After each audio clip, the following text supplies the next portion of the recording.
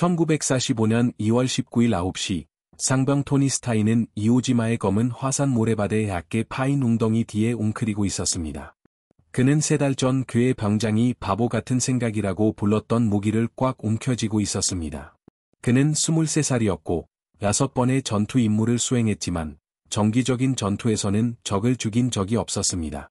일본군은 이 라덜 제곱마일 바이섬의 모든 미터의 료세를 구축했습니다.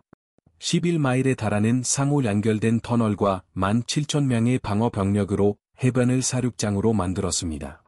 스타인은 해변을 넘어 진지를 구축한 제28해병연대 제1대대 A중대의 첫 병사들 중 한 명이었습니다. 그 주위에서 해병들은 이장된 토치카에서 쏟아지는 집중된 기관총 및 박격포 사격에 꼼짝 못하고 있었습니다. 그들은 적의 이치를 볼 수 없었습니다. 오전 중반까지 제5해병사단은 이미 43명의 병사를 잃었습니다. 죽은 해병들은 계단식 해변에 흩어져 있었고 그들의 시신은 화산재 속에서 뒤틀려 있었습니다. 표준 지급 브라우닝 M1919 기관총은 효과적이었습니다. 그러나 그것은 빈 상태로 31파운드가 나갔고 분당 400발을 발사했습니다. 방어에는 좋았지만 공격에는 형편없었습니다. 스타인은 수개월 동안 이 문제를 알고 있었습니다. 1944년 11월 하와이의 테라와 캠프에서 그는 훈련 중 고군분투하는 기관총 조들을 보았습니다. 사수들은 진격하는 소총 소대를 따라갈 수 없었습니다. 그들은 자리를 잡고 사격한 다음 해체하고 전진하는 데 몇 분을 소비했습니다. 그때쯤이면 기세는 이미 사라진 후였습니다. 토니 스타인은 도구 제작자였습니다. 그는 동유럽의 반유대주의를 피해온 오스트리아계 유대인 이민자 부모님에게서 오하이오주 데이턴에서 태어났습니다. 그는 10대 시절을 패터슨 필드에서 선반 작업을 하며 보냈습니다. 이후 델로 프로덕트에서 도구 및 주양 제작자로 일했습니다. 그는 기계를 이해했습니다. 그는 기계가 무엇을 할 수 있고 무엇을 할 수 없는지 정확히 알고 있었습니다. 1942년 9월 그가 파라마린에 입대했을 때 그 기계적인 사고방식은 부건빌까지 그와 함께했습니다. 그는 단 하루 만에 5명의 일본군 저격수를 사살했습니다. 그러나 멜 그레비치 병장의 주목을 끈 것은 장비를 개조하는 그의 능력이었습니다. 그레비치는 1943년 부건빌 전역 동안 특이한 것을 실험하고 있었습니다. 그는 추락한 더글러스 SPD 돈틀레스 급강하 폭격기에서 ANME 항공기 기관총을 회수했습니다.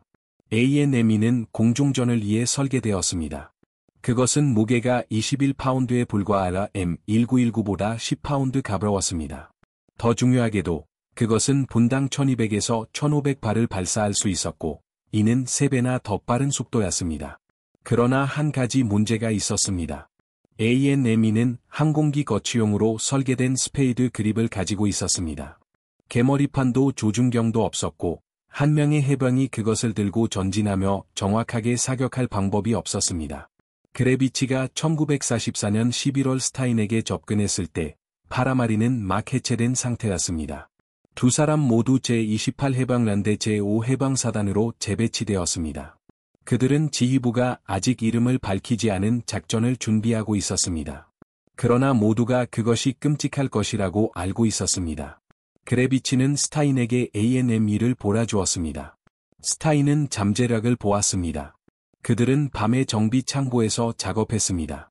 스타인은 M1 게런드 소총의 개머리판을 잘라내어 기관총의 완충 튜브를 수용하도록 속을 비웠습니다.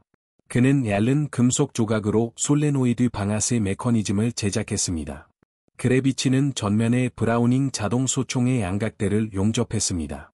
그들은 조준을 위해 VAR 후방 조준경을 추가했습니다. 그 결과물은 조악했지만 25파운드였습니다. 100발들이 탄약 상자로 공급되었고 5초의 연속 사격으로 탄약 상자를 비울 수 있었습니다.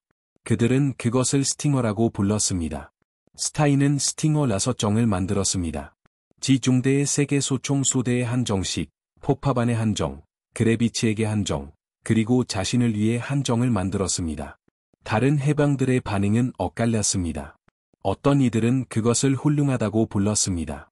다른 이들은 그것을 죽음의 함정이라고 불렀습니다. 한 병장은 그 즉석 무기를 보며 첫 발사에서 총이 걸릴 것이라고 말했습니다. 또 다른 사람은 얇은 총열이 탄창 2개를 비우면 녹을 것이라고 말했습니다. 제2대대의 한 소대장은 바보만이 항공기총을 보병 전투에 들고 갈 것이라고 말했습니다. 그러나 스타인이 사격장에서 스팅어를 시험 발사했을 때 해이론자들은 잠잠해졌습니다. 그는 200야드 거리의 표적의 탄약 한 상자를 6초 안에 모두 발사했습니다. 중대장들은 그것을 승인했습니다. 대대도 승인했습니다. 스팅어는 전쟁터로 향하게 되었습니다. 이제 이오지마 해변에서 스타인은 무기를 꽉 움켜쥐었습니다. 스팅어의 총열은 이미 뜨거웠습니다. 그 주위에서 해병들은 숨겨진 일본군의 진지를 찾을 수 없어 죽어가고 있었습니다. 표준 절차는 전차나 해군 함포 사격을 요청하는 것이었습니다. 그러나 전차들은 부드러운 화산재에 박혀 움직이지 못했습니다. 또한 해군 함포탄은 보이지 않는 목표물을 맞출 수 없었습니다. 스타인은 결정을 내렸습니다. 스타인의 항공기 총이 이오지마의 혼돈 속에서 어떻게 활약했는지 보시려면 좋아요 버튼을 눌러주십시오. 그것은 태평양 전쟁에 익힌 이야기들을 더 많이 공유하는 데 도움이 됩니다. 아직 구독하지 않으셨다면 구독해 주십시오. 이제 스타인의 이야기로 돌아가겠습니다. 그는 일본군 기관총 사수들의 교차 사격 구락 한가운데에서 안전히 몸을 세우고 일어섰습니다. 상방 토니 스타인은 적의 주의를 끌기 위해 스스로를 노출했습니다. 그는 적들이 자신들의 이치를 드러내기를 원했습니다. 그는 총구 섬광을 봐야 했습니다. 총알이 그의 머리 옆을 스치고 지나갔습니다. 박격포탄이 근처 화산재 속에서 폭발했습니다. 그리고 스타인은 그것을 보았습니다. 75야드 북서쪽에 화산암과 모래로 이장된 토치카가 있었습니다. 92식 중기관총의 총알이 몇 인치 정도 튀어나와 있었습니다. 스타인은 스팅어를 낮추고 조준한 다음 솔레노이드 방아쇠를 당겼습니다. 그 무기는 분당 1200발을 발사하며 갱음을 내기 시작했습니다. 그 토치카는 39경 총알의 맹렬한 공격 아래 산산조각 났습니다. 분당 1200발의 총알이 화산암과 모래주머니를 두들겼습니다. 92식 기관총은 침묵했습니다. 먼지와 란기 사이로 스타인은 진지 안에서 움직임을 볼 수 있었습니다. 그리고는 아무것도 보이지 않았습니다. 그는 조준을 왼쪽으로 40야드 떨어진 제 이 토치카로 옮겼습니다. 또 다른 일제 사격이 이어졌습니다. 5초간의 연속 사격이었습니다. 콘크리트 구조물은 일부 총알을 흡수했지만 화력은 압도적이었습니다. 안에 있던 일본군 기관총조는 사격을 멈췄습니다. 스타인 주변에서 해병들이 움직이기 시작했습니다. 적의 진지가 제압된 것을 본 소총수들은 모래 속 얕은 웅덩이에서 전진했습니다. 병장들이 명령을 외쳤습니다. 공격이 다시 진행되었습니다. 스타인은 첫 토치카로 돌격했습니다. 스팅어는 표준 M1919보다 가벼워서 그는 그것을 들고 달릴 수 있었습니다. 그는 몇 초 만에 진지에 도달했습니다. 안에는 일본군 병사 3명이 죽어 있었습니다. 분당 1200발의 사격 속도는 모든 것을 꿰뚫었습니다. 그는 제2 토치카로 이동했습니다. 결과는 같았습니다. 2명의 적군 병사가 쓰러져 있었습니다. 진지는 파괴되었습니다. 그러나 스타인은 스팅어가 손에서 가벼워지는 것을 느꼈습니다. 탄약 상자는 비어 있었습니다. 실제 방아쇠를 당긴 시간은 10초도 안 되어 100발이 모두 소진되었습니다. 그는 하와이 혼란 중에 이 문제를 예상했습니다. 하지만 전투에서 그것을 경험하는 것은 달랐습니다. 스팅어는 엄청난 이력을 발휘했습니다. 또한 엄청나게 탄약을 많이 소모했습니다. 스타인은 해변 쪽을 돌아보았습니다. 200야드 거리였습니다. 탄약 보급 지점은 수면 근처에 있었습니다. 그곳에서는 상륙정들이 간헐적인 박격포 사격 아래 보급품을 계속 내리고 있었습니다. 그는 더 많은 연결된 39경 탄약을 얻기 위해 완전히 노출된 개방된 지형을 가로질러야 했습니다. 그는 달리기 시작했습니다. 하산 모래는 모든 발걸음을 어렵게 만들었습니다. 그것은 일반적인 모래와는 달랐습니다. 하산재는 느슨하고 계단식이었으며 발밑에서 쉽게 무너졌습니다. 해병들은 그것을 베어링 2를 달리는 것 같다고 불렀습니다. 스타인의 군화는 한 걸음 내디딜 때마다 3인치씩 가라앉았습니다. 해변으로 가는 도중 그는 부상당한 해병을 지나쳤습니다. 제2소대의 1등병은 왼쪽 다리에 파편상을 입었습니다. 그 남자는 애식이 있었지만 걸을 수 없었습니다. 스타인은 그를 붙잡고 어깨에 메고 계속 달렸습니다. 그 해병은 160파운드가 나갔습니다. 스팅어는 25파운드였습니다. 스타인의 전투 배낭은 30파운드를 더했습니다. 그는 일본군의 박격포탄이 해변에 떨어지는 동안 화산재를 가르며 215파운드 이상을 운반하고 있었습니다. 그는 9시 45분에 보급 지점에 도착했습니다. 이생방이 부상당한 해병을 데려갔습니다. 스타인은 4개의 탄약 상자를 집어들었는데 각 상자에는 연결된 39경 탄약 100발이 들어있었습니다.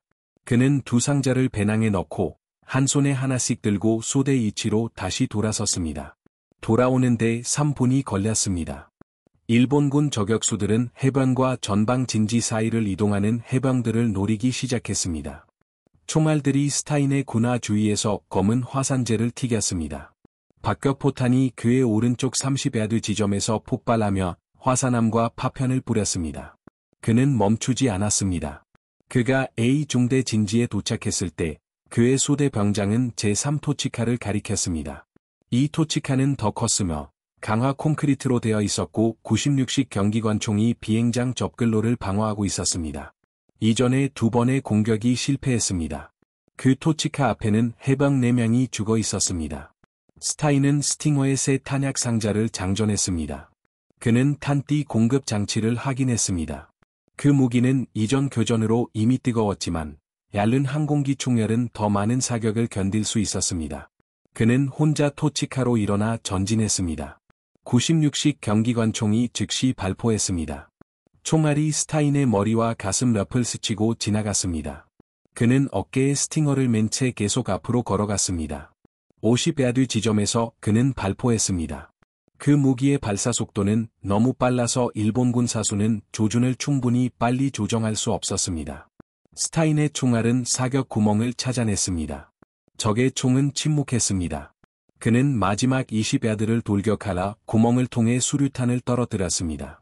폭발로 안에 있던 3명의 승무원이 사망했습니다. 스타인은 탄약을 재장전하기 위해 돌아섰습니다. 탄약 상자는 다시 비어 있었습니다. 그는 46분 동안 전투를 치렀고 이미 300발을 소진했습니다. 스팅어는 그 가치를 입증하고 있었지만 병참 문제는 명확해지고 있었습니다. 이 무기는 어떤 표준 기관총보다도 빠르게 적의 진지를 제압하고 파괴할 수 있었습니다. 그러나 끊임없는 보급이 필요했습니다. 그는 해변으로 향하는 2번째 달리기를 시작했습니다.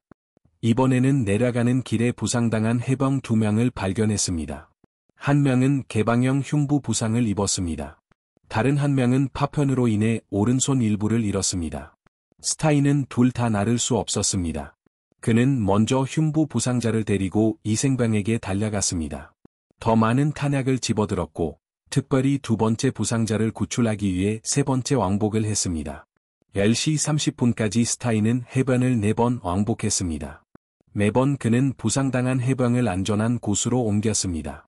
매번 그는 탄약을 가지고 돌아왔습니다. 그의 소대는 내륙으로 200야드를 진격했습니다. 그들은 적의 진지 7개를 파괴했습니다. 그리고 스타인은 개인적으로 최소 15명의 일본군 병사를 사살했습니다.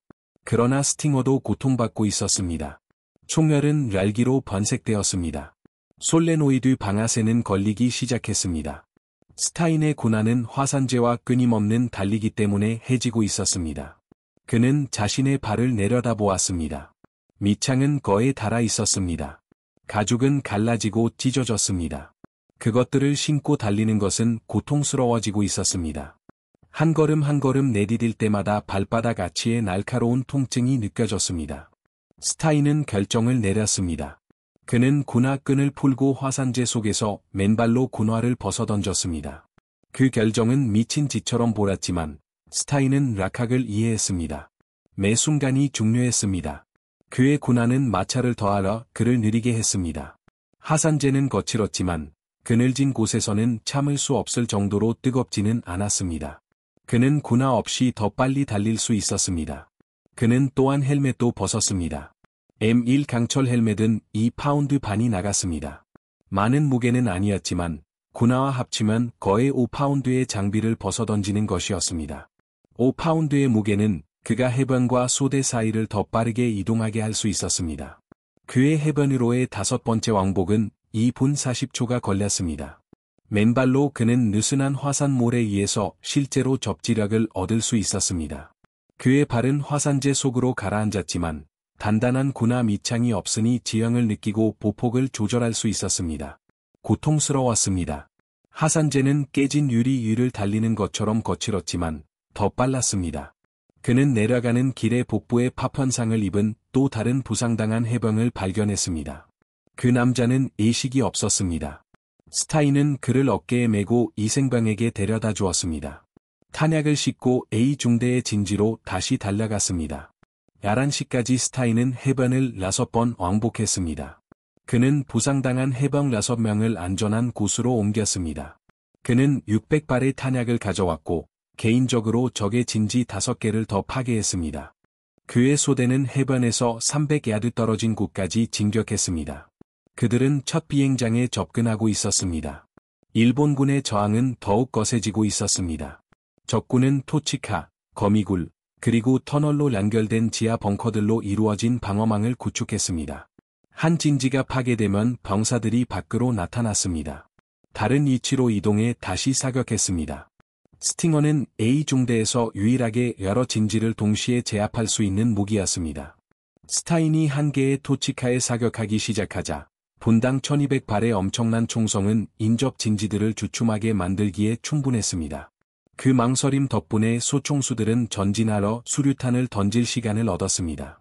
그러나 그 무기는 손상을 입고 있었습니다. 지속적인 사격으로 충혈이 이제 눈에 띄게 빛나고 있었습니다. 얇은 항공기 등급 강철은 장기적인 지상 전투용으로 설계되지 않았습니다. 그것은 급강하 폭격 시 시속 300마일의 기류로 냉각되도록 만들어졌습니다. 지상에서는 공기 흐름이 전혀 없었고 열만 있었습니다. 솔레노이드 방아쇠 장치 또한 성능이 저하되고 있었습니다. 스타인은 하와이에서 판금으로 그것을 제작했습니다. 작동은 했지만 공장에서 만든 방아쇠 그룹만큼 신뢰할 수 없었습니다. 때로는 걸리기도 했습니다. 그가 런사를 원할 때 단 한 발만 발사되기도 했습니다. 그는 손바닥으로 두드려야만 재설정할 수 있었습니다. 기계적인 문제들에도 불구하고 스팅어는 여전히 효과적이었습니다. 11시 20분, 스타인의 소대는 다른 2개 중대의 진격을 막았던 강화된 일본군 진지를 만났습니다. 그것은 콘크리트 벙커였고 비행장 1호로 향하는 길목을 막도록 3개의 사격 구멍이 배치되어 있었습니다. 그 안에는 여러 대의 96식 경기관총이 있었고 상호 교차하는 사선을 형성했습니다. 2대의 구축전차가 그것을 파괴하려 시도했습니다. 둘 모두 은폐된 47mm 대전차포의 명중당에 후퇴했습니다. 공습이 요청되었지만 폭탄은 50야드 빗나갔습니다. 벙커는 여전히 작동 중이었습니다. 스타인은 그 진지를 분석했습니다. 사격 구멍은 좁았고 폭 약 8인치, 높이 약 4인치 정도였습니다. 이것은 어려운 목표였지만 스팅어의 발사 속도 덕분에 그가 구멍을 겨냥하고 방아쇠를 당기면 통계적으로 몇 발은 통과할 수 있었습니다. 그는 홀로 전진했습니다. 벙커에서 50야드 떨어진 곳에서 엎드려 사격을 시작했습니다. 스팅어는 100발 탄창을 7초 만에 비웠습니다. 그 거리에서 최소 30발이 사격 구멍을 통과했습니다. 안에 있던 일본군 총들은 침묵했습니다. 스타인은 재장전하고 벙커로 돌격했습니다. 그는 구멍으로 수류탄을 떨어뜨렸습니다. 폭발로 안에 있던 5명의 승무원이 사망했습니다. A중대의 진격이 다시 시작되었습니다. 그의 7번째 해변 왕복은 11시 50분에 이루어졌습니다. 이번에는 지뢰로 무릎 아래 양쪽 다리를 잃은 해병을 옮겼습니다. 그 병사는 여전히 의식이 있었고 비명을 지르고 있었습니다. 스타인은 그 해병이 피를 흘리며 자신의 군복을 적시는 동안 200야드를 내내 달렸습니다. A무병은 나중에 스타인이 30초만 더 늦었더라면 그 해병이 과다출혈로 사망했을 것이라고 말했습니다. 돌아오는 길에 스타인은 예상치 못한 것을 만났습니다. 스팅어를 들고 있는 또 다른 해병이었습니다. 그는 지중대 그레비치의 다른 사수 중 한 명이었습니다. 그 병사의 무기는 과랄로 영구적으로 고장난 상태였습니다. 총열은 휘어져 있었습니다. 그는 해변으로 그것을 가지고 돌아가서 무기 수리병이 고칠 수 있는지 알아보려 했습니다. 스타인은 자신의 스팅어를 보았습니다.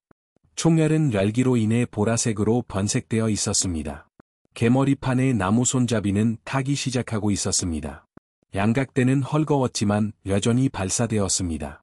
그는 12시 30분에 8번째 해번 왕복을 했습니다.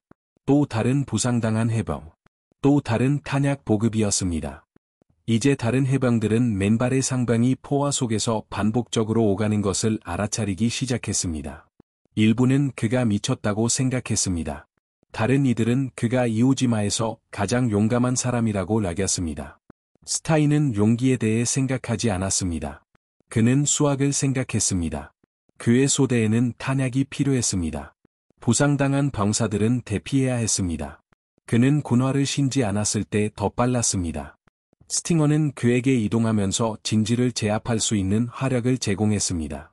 다른 모든 것은 그저 실행일 뿐이었습니다. 그러나 그의 8번째 왕복에서 상황이 변했습니다. 일본군 저격수가 보급로를 내려다보는 이치로 이동해 있었습니다. 스타인이 4개의 탄약 상자를 들고 A중대 쪽으로 달려 돌아갈 때 총알 한 발이 그의 머리를 스쳐 지나갔습니다. 매우 가까웠고 약 6인치 정도였습니다. 그는 화산재 속에 납작 엎드렸습니다. 스팅어가 그의 앞에 떨어졌습니다. 그날 처음으로 토니 스타인은 움직이지 못하게 되었습니다. 그 저격수는 실력이 좋았습니다. 스타인은 진지를 볼 수 없었지만 총알의 각도를 통해 동쪽 200야드 능선 어딘가에 아마도 거미굴이나 화산암 뒤에 숨어 있을 것이라고 짐작했습니다. 일본군은 저격수들을 잘 훈련시켰습니다.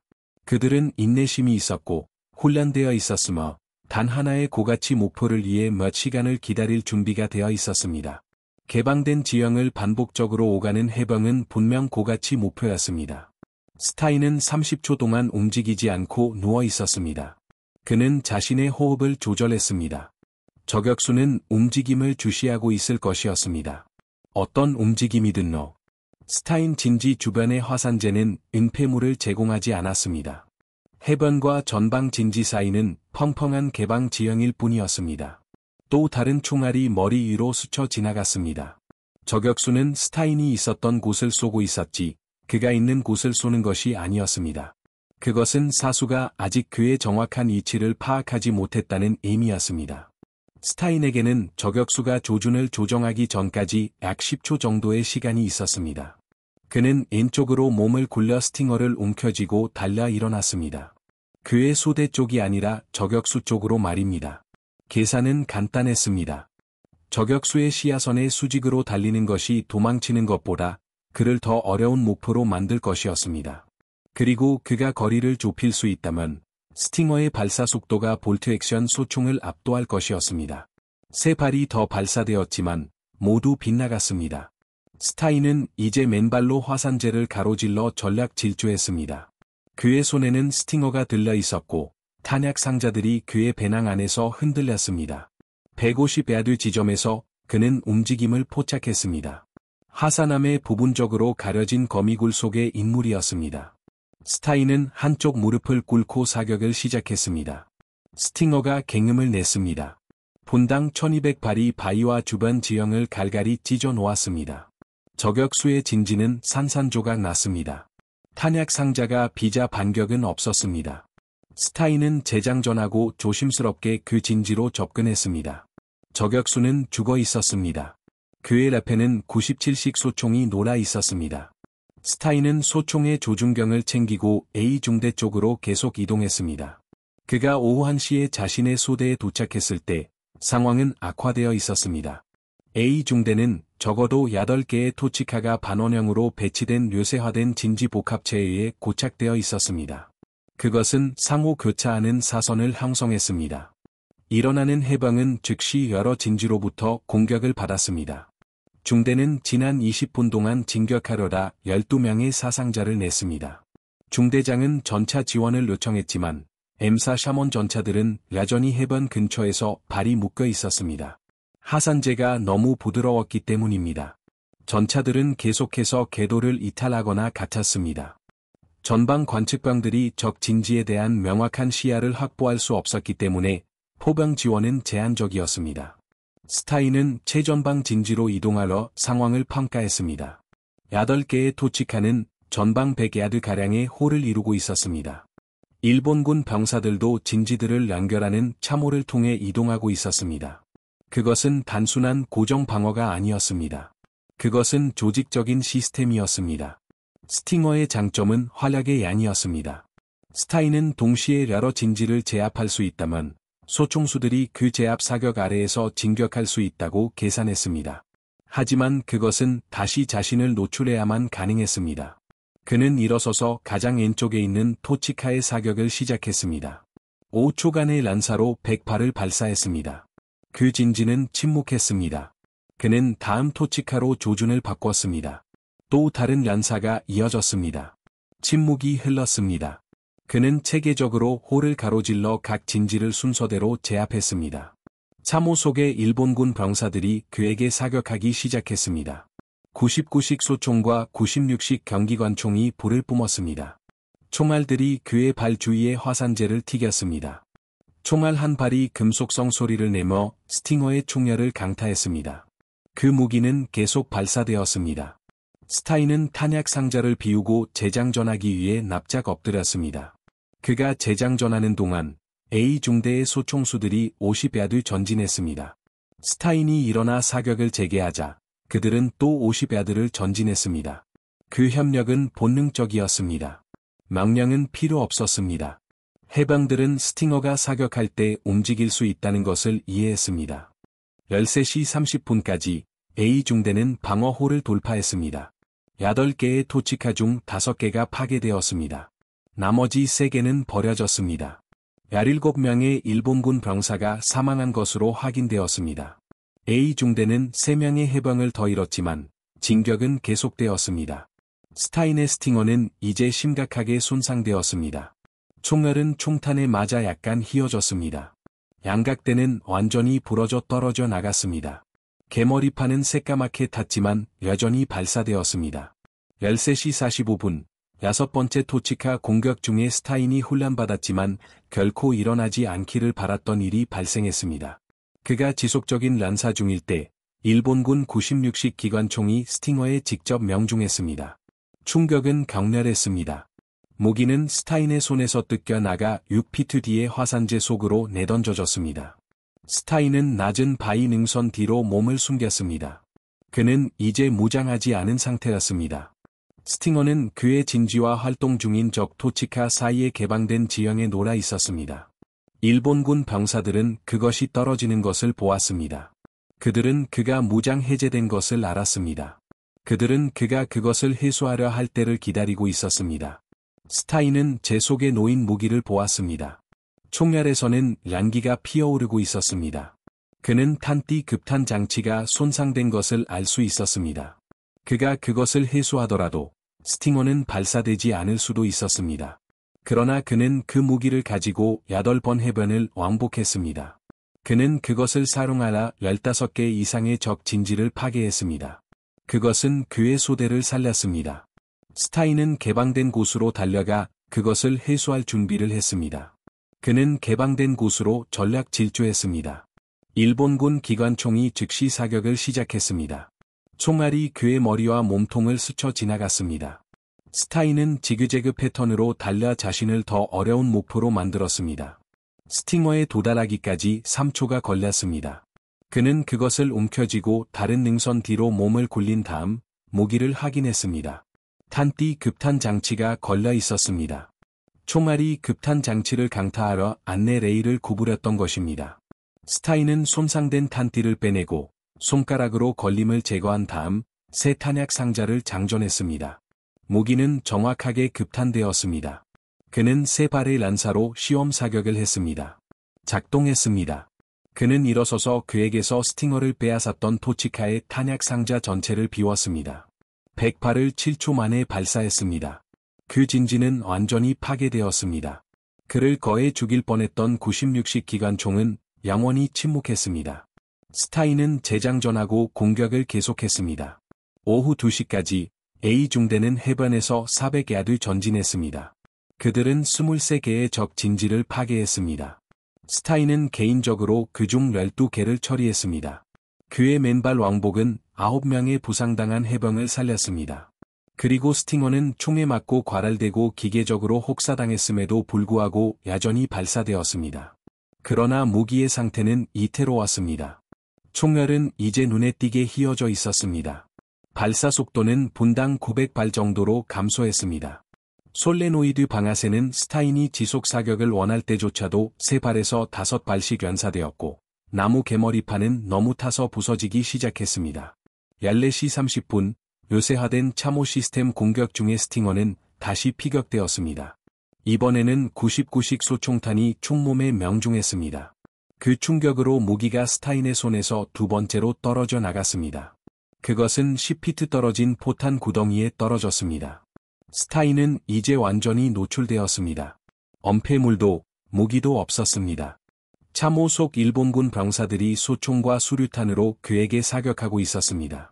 그는 최소 6명의 적 전투원을 볼 수 있었습니다. 그는 스팅어를 향해 달려갔습니다. 수류탄이 그의 5야드 뒤에서 폭발하며 화산재와 파편을 날렸습니다. 파편들이 그의 왼쪽 다리와 등에 맞았습니다. 작은 상처들이었고 고통스러웠지만 움직이지 못하게 할 정도는 아니었습니다.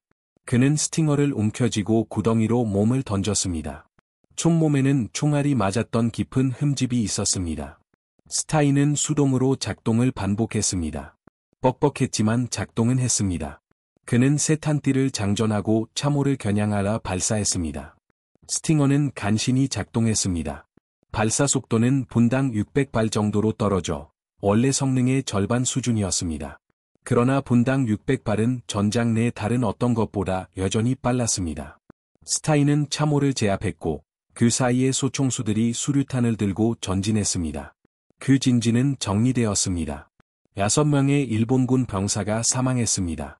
A중대의 진격이 계속되었습니다. 오후 3시까지 스타인은 해변을 8번째 왕복했습니다. 그는 2000발 이상의 총알을 발사했습니다. 그는 모든 왕복길에 부상당한 해병들을 옮겼습니다. 그의 발은 화산재 위를 맨발로 달려 피범벅이었습니다. 그의 군복은 땀과 부상병들의 피로 젖어 있었습니다.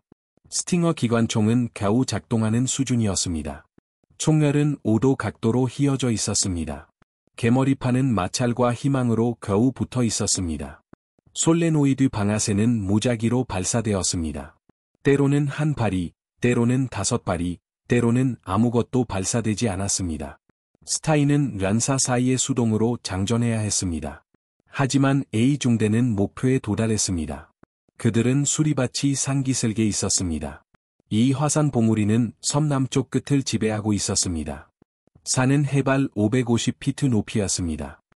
정상에 있던 일본군 관측병들은 해변의 모든 미군 진지를 볼 수 있었습니다. 포병 관측병들은 높은 곳에서 포격을 지휘했습니다. 이 산은 반드시 점령해야 했습니다. 1700시에 스타인의 소대는 방어선을 구축하고 밤새 진지를 지키라는 명령을 받았습니다. 수리바치 산 공격은 다음 날 아침에 시작될 예정이었습니다. A중대는 이제 재편성하고 보급을 받으며 반격에 대비해야 했습니다. 스타인은 마침내 자신의 상태를 확인할 시간을 가졌습니다.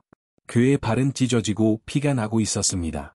하산재가 모든 상처에 스며들어 감염된 상처가 되었습니다. 그의 왼쪽 종아리와 허리에는 파편 조각이 박혀 있었습니다. 경미한 상처였지만 치료가 필요했습니다. 뜨거운 스팅어 기관총을 운반하느라 그의 손은 물집투성이었고 그는 완전히 지쳐 있었습니다. 그는 8시간 동안 끊임없이 전투를 벌였습니다. 그는 부상병과 탄약을 싣고 해변을 8번 왕복하며 약 3마일을 맨발로 달렸습니다. 스팅어 기관총은 그의 차몰 앞에 놀아 있었습니다. 이 무기는 파괴되었습니다. 총알은 교체가 필요했습니다. 총몸은 손상되었습니다. 개머리판은 불에 탔습니다. 방아쇠 메커니즘은 신뢰할 수 없었습니다. 하지만 그것은 제 역할을 해냈습니다. 그것은 일반적인 무기들이 A중대를 해변에 묶어 두었을 때 그들이 계속 전진하도록 도왔습니다. 다른 해병들은 그를 맨발의 병장이라고 부르기 시작했습니다. 어떤 이들은 그가 미쳤다고 생각했습니다. 다른 이들은 그를 본 적이 없는 가장 용감한 사람이라고 불렀습니다. 스타인은 어떤 평가에도 개의치 않았습니다. 그는 해야 할 일을 했을 뿐이었습니다. 계산은 간단했습니다. 그의 소대는 화력 지원이 필요했습니다. 스팅어 기관총이 그것을 제공했습니다. 다른 모든 것은 중요하지 않았습니다. 그날 밤, 스타인이 참호에서 잠을 자려고 하는 동안 일본군 침투병들이 A중대의 방어선을 탐색하기 시작했습니다. 두세 명의 병사로 이루어진 소규모 집단이 방어를 시험하며 약점을 찾고 있었습니다. 스타인은 스팅어 기관총을 움켜쥐었습니다. 손상되었음에도 불구하고 그것은 여전히 한 가지 장점을 가지고 있었습니다. 바로 화력의 양이었습니다. 일본군 병사 한 명이 그의 진지에서 30야드 떨어진 곳에 나타났을 때 스타인은 란사했습니다. 무기는 작동했습니다. 그 침투병은 2월 20일 새벽에 사망했습니다. 스타인은 22시간 란속으로 깨어 있었습니다. 수리바치 산 공격은 0800시에 시작되었습니다.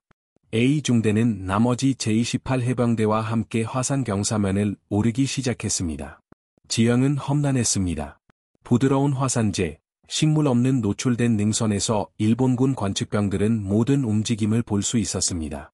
적군은 60개 이상의 토치카와 벙커, 동굴 진지로 산을 요새하였습니다. 모든 접근로는 서로 연결된 화망으로 덮어 있었습니다. 일본군 병사들은 수개월 동안 이러한 방어시설을 준비했습니다. 그들은 산의 터널 시스템 내부의 탄약, 식량, 물을 비축했습니다. 그들은 미군에게 한 야드마다 대가를 치르게 할 작정이었습니다. 스타인은 스팅어 기관총을 들고 산을 올랐습니다. 무기 수리병이 밤새도록 총을 수리하며 가장 손상된 부품들을 교체했습니다. 총알은 여전히 휘어져 있었지만 새로운 탄띠 급탄 장치가 설치되었습니다. 솔레노이드 방아쇠는 더 신뢰할 수 있게 되었습니다. 무기는 발사되었지만 예전과 같은 파괴적인 도구는 아니었습니다. 2월 19일 09시 30분에 A중대는 남쪽 경사면 중간에서 강화된 벙커 복합 진지를 만났습니다. 참호로 연결된 4개의 콘크리트 벙커가 있었습니다. 여러 개의 기관총 진지가 있었습니다. 박격포 부대는 숨겨진 구덩이에서 발사했습니다. 제28 해병대의 진격은 멈췄습니다. 스타인은 스팅어 기관총을 들고 앞으로 나아갔습니다. 그는 주 벙커를 식별하고 발포했습니다. 손상된 총알은 무기의 정확도가 떨어졌음을 의미했습니다. 하지만 근거리에서는 여전히 화력의 양이 중요했습니다. 그는 폭파조가 폭약을 가지고 앞으로 나아갈 수 있을 만큼 오랫동안 진지를 제압했습니다. 벙커는 파괴되었습니다. A중대는 다시 50야드 전진했습니다.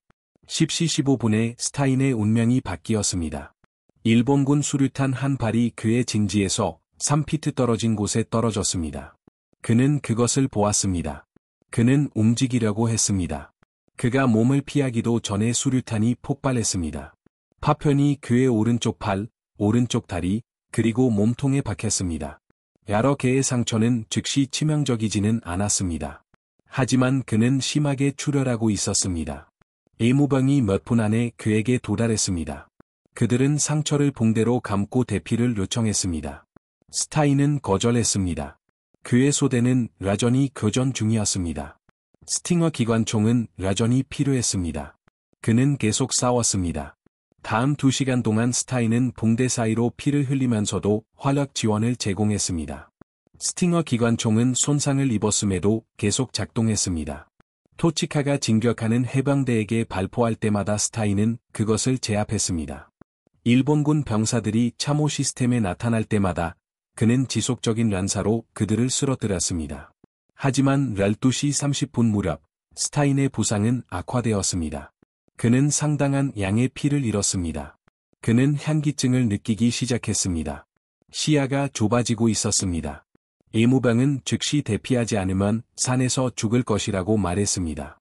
이번에는 스타인이 반박하지 않았습니다. 그는 스팅어 기관총을 본대 내 다른 해병에게 넘겨주었습니다. 그리고 의무병이 그를 산에서 해변으로 옮기는 것을 허락했습니다. 그곳에서 그는 상륙정의 신라 해안의 정박한 병원선으로 이송되었습니다. 2월 21일에 스타인이 병원선에서 회복하는 동안 제28 해병대는 수리바치 산에 대한 공격을 계속했습니다. 전투는 잔혹했습니다. 모든 동굴은 화남방사기와 폭발물로 소탕해야 했습니다. 모든 참호는 근접 전투로 점령해야 했습니다. 일본군 병사들은 항복하기보다는 죽음을 택하며 싸웠습니다. 2월 23일 오전 10시 20분에 이 중대 정찰대가 수리바치 산 정상에 도달했습니다. 그들은 작은 미국 국기를 개양했습니다. 사진작가 조 로젠탈이 그 순간을 포착했습니다. 그날 오후 늦게 더 큰 깃발이 개양되었습니다. 로젠탈은 그 장면도 촬영했습니다. 이 이미지는 태평양 전쟁의 가장 상징적인 사진이 되었습니다. 스타인은 깃발 개양 현장에 없었습니다. 그는 방원선에서 부상 치료를 받고 있었습니다. 의사들은 그의 팔, 다리, 몸통에서 파편을 제거했습니다. 그들은 출혈과 감염을 치료했습니다. 의사들은 그에게 하와이 후방병원이나 미국 본토로 보내질 것이라고 말했습니다. 그의 전쟁은 끝났습니다. 하지만 2월 25일, 어떤 수류탄보다 스타인에게 더 큰 충격을 주는 소식이 병원선에 전해졌습니다. 제5해병대는 수리바치 산에서 섬 중앙을 향해 북쪽으로 이동했습니다. 그들은 362A 고지라는 진지를 공격하고 있었습니다. 전투는 잔혹했습니다. 제28해병대는 치명적인 사상자를 내고 있었습니다. A 중대는 이틀 만에 병력의 30%를 잃었습니다. 스타인의 소대장은 죽었습니다. 그의 본대장도 죽었습니다. 그가 하와이에서 훈련했던 해병들이 이오지마 중앙의 이름 없는 언덕에서 죽어가고 있었습니다. 2월 26일, 의사의 명령을 어기고 토니 스타인은 방원선을 떠났습니다. 그는 해변으로 돌아가는 상륙정에 내려탔습니다. 그는 보트 승무원들에게 임무 복귀 허가를 받았다고 말했습니다. 그는 허가를 받지 않았습니다. 그는 방원선에서 무단히 탈한 것이었습니다. 하지만 아무도 그를 막지 않았습니다. 그는 1400시의 해변에 도착했습니다. 그는 보급 상사를 찾아 새 전투화를 요청했습니다. 그의 발은 여전히 붕대투성이었지만 걸을 수 있었습니다. 그는 보급 창고에서 M1 게런드 소총을 움켜쥐었습니다. 스팅어 기관총은 파괴되었거나 다른 해병이 사용하고 있었기에 사라졌습니다. 그것은 중요하지 않았습니다. 스타인은 그의 부대로 돌아갈 작정이었습니다. 그는 이오지마를 북쪽으로 6마일 걸었습니다. 화산재를 가로질러 파괴된 일본군 진지를 지나갔습니다. 불에 탄 탱크와 흩어진 장비들을 지나갔습니다. 미군 전사자들을 수습하는 묘지 등록팀을 지나갔습니다.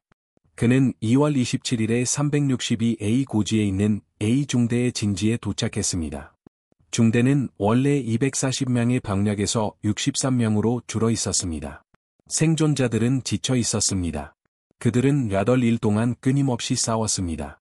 휴식도, 구원도 없이 항복을 거부하는 적군과의 끝없는 전투뿐이었습니다. 스타인은 중대장에게 보고했습니다. 그는 즉시 전선으로 복구했습니다. A 중대는 모든 소총이 필요했습니다.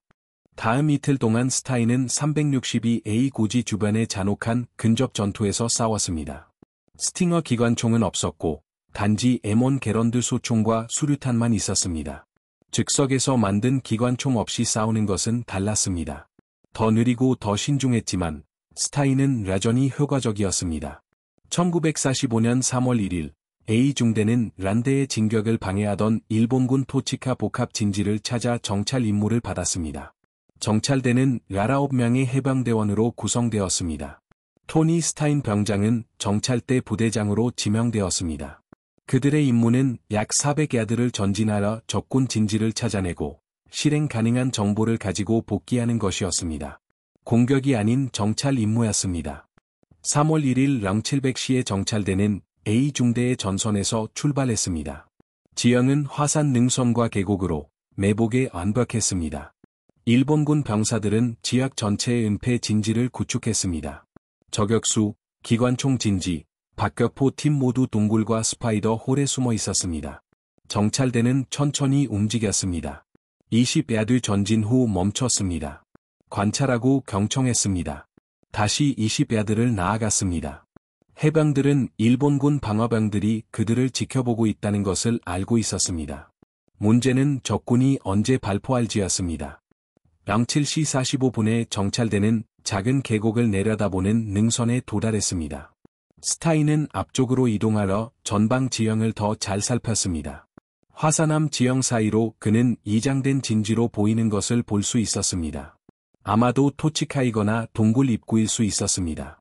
정찰대는 확인을 위해 더 가까이 이동해야 했습니다. 스타인은 정찰대에 전진하라는 신호를 보냈습니다. 그는 앞으로 나섰습니다. M1 게런드 소총을 들고 준비했습니다. 야덜 일전 맨발로 달린 상처로 여전히 붕대가 감긴 그의 발은 걸음마다 아팠습니다. 오른쪽 팔과 다리의 파편 상처는 완전히 치유되지 않았습니다. 하지만 그는 해야 할 일이었기에 앞으로 나아갔습니다. 07시 52분에 한 발의 총성이 울렸습니다. 총알은 토니 스타인의 머리를 맞췄습니다. 그는 즉시 쓰러졌습니다. 총성은 북동쪽으로 약 200야드 떨어진 은폐된 진지에서 발사되었습니다. 그것은 스파이더 홀이나 동굴 입구였습니다. 정찰대는 저격수를 볼 수 없었습니다. 예무병이 몇 초 안에 스타인에게 도달했습니다. 하지만 그들이 할 수 있는 것은 아무것도 없었습니다. 상처는 치명적이었습니다. 23살의 토니 스타인 병장은 1945년 3월 1일 07시 53분에 이오지마의 화산재에 의해서 사망했습니다.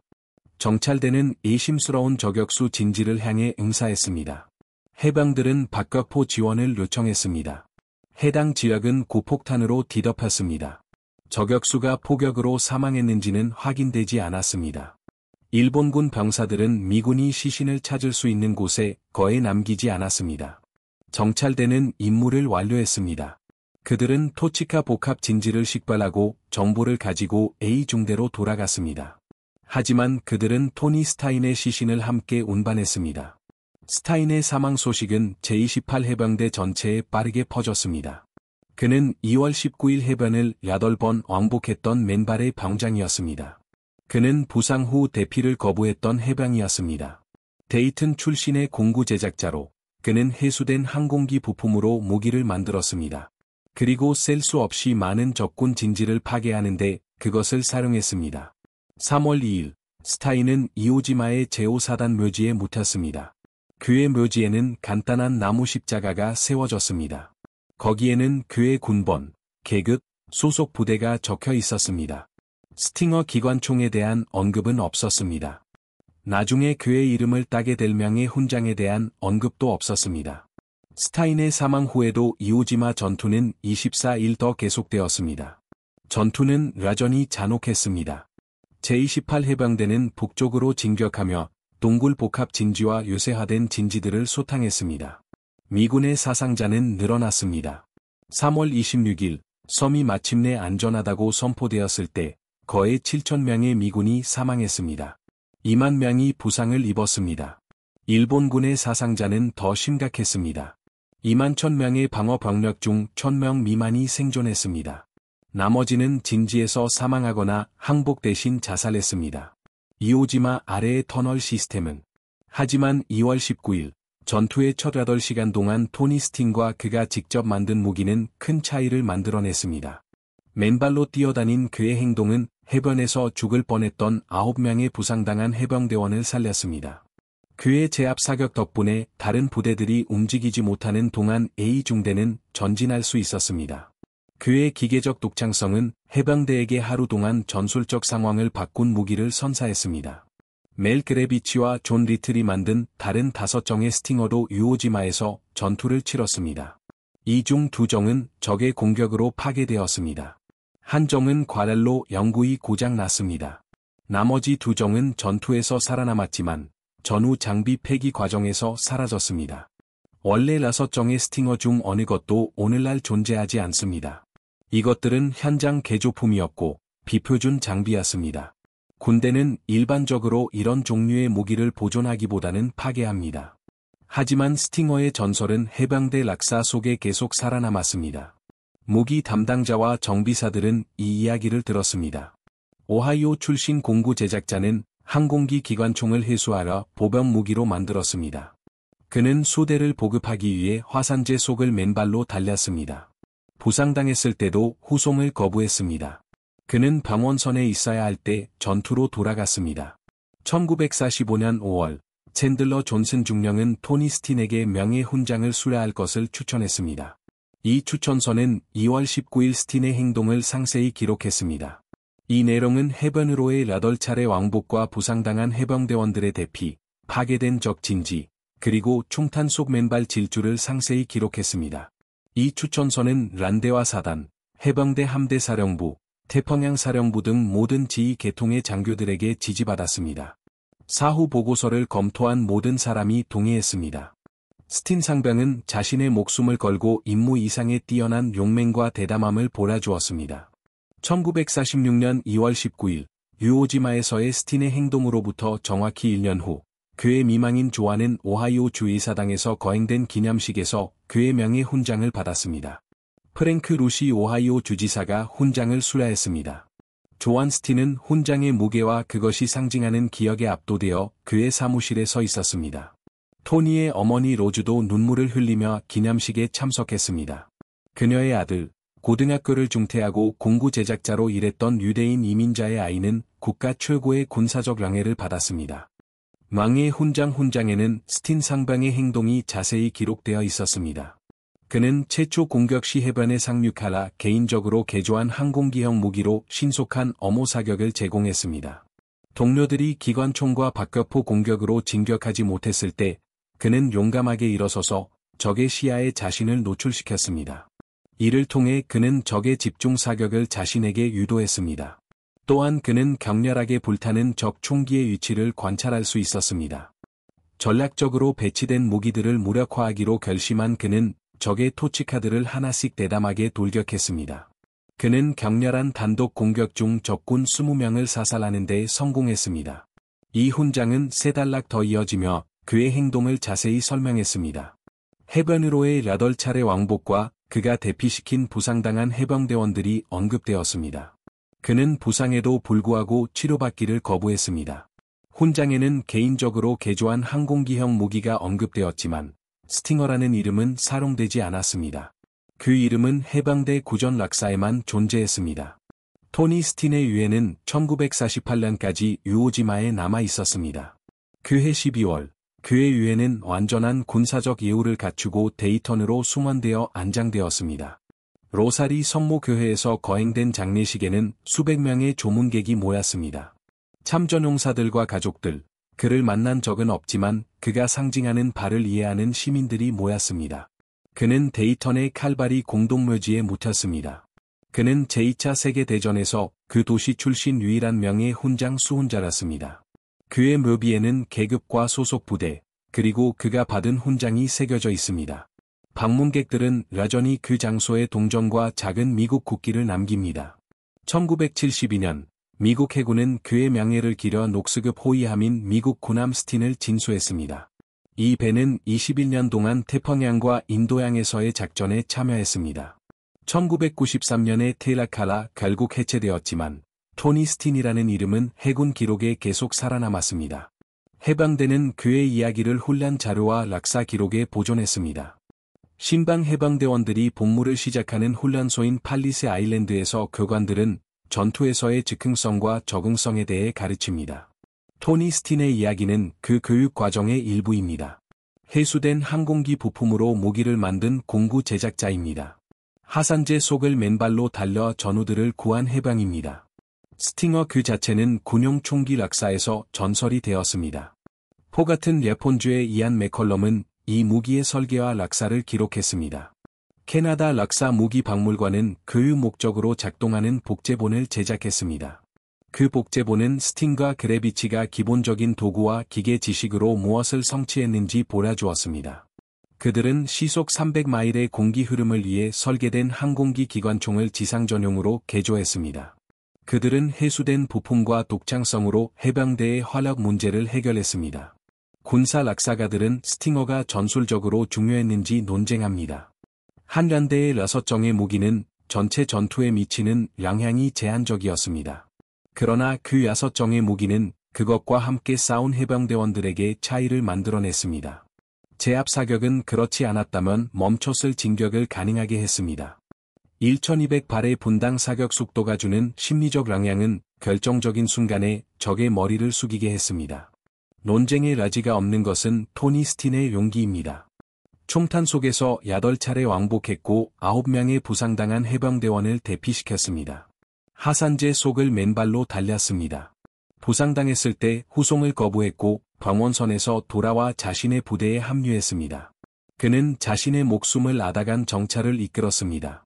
데이턴 출신 맨발의 상병은 해병대 정신의 근본적인 무언가를 대표합니다. 즉흥적으로 행동하고 적응하며 극복하라. 표준 장비가 고장나면 더 나은 것을 만들어라. 부상당했을 때도 계속 싸워라. 휴식을 명령받으면 부대로 돌아가라. 불가능해 보이는 락강에 직면하면 돌격하라. 토니 스티는 23살의 나이로 사망했습니다. 그는 2년 5개월 동안 해방대원이었습니다. 그는 2개의 섬에서 싸웠습니다. 그는 공식 기록보다 더 많은 적군 병사들을 사살했습니다. 그는 단 하루 만에 9명의 목숨을 구했습니다. 그리고 그는 하와이의 정비 창고에서 직접 만드는 데 도움을 준 무기로 이 모든 것을 해냈습니다. 이 이야기가 저에게 그랬던 것처럼 여러분의 마음을 움직였다면 좋아요 버튼을 눌러주세요. 좋아요 하나하나가 유튜브에게 이 이야기를 더 많은 사람들에게 보여주도록 알려줍니다. 구독 버튼을 누르고 알림을 켜주세요. 우리는 매일 먼지 쌓인 기록 보관소에서 잊혀진 이야기들을 구출하고 있습니다. 해수된 항공기 총과 맨발의 용기로 생명을 구한 공구 제작자와 해병대원에 관한 이야기입니다. 진짜 사람들, 진짜 영웅주의입니다. 지금 바로 댓글을 남겨주시고 어디에서 시청하고 있는지 알려주세요. 미국, 영국, 캐나다, 호주에서 시청하고 계신가요? 저희 커뮤니티는 전 세계에 걸쳐 있습니다. 여러분은 단순한 시청자가 아닙니다. 여러분은 이 기억들을 살아있게 하는 데 동참하고 있습니다. 여러분의 이치를 알려주세요. 가족 중에 복무한 사람이 있는지 알려주세요. 여러분이 여기 있다는 것을 알려주세요. 시청해 주셔서 감사합니다. 토니 스틴이 침묵 속에 사라지지 않도록 도와주셔서 감사합니다. 이 사람들은 기억될 자격이 있으며 여러분이 그 일을 돕고 있습니다.